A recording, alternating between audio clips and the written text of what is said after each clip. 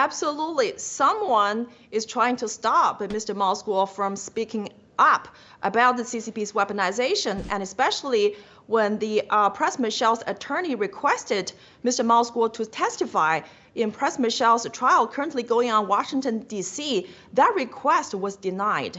And Mr. Moscow was also arrested on March 15th. So he won't be able to testify in Pras Michel's trial. And we know that Mr. Moscow is instrumental to that case involving Pras Michel, George Higginbotham, Stephen Wynn, and Elliot Brody.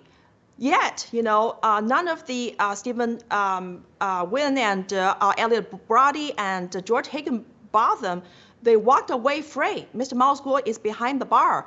And someone is trying to stop our effort to expose the dirtiest and the darkest corner in this country, and that is the CCP's weaponization of this country's DOJ, FBI, and SEC.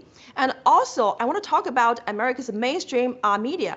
Back in 2017, when you, Mr. Steve K. Bannon, and Jeff Sessions stopped the CCP's orchestrated plan to return Mr. Moscow to China using the help of George Higginbotham and Stephen Wynn and Elliot Brody, no mainstream media talk about you stopped the CCP's weaponization of this country's justice system.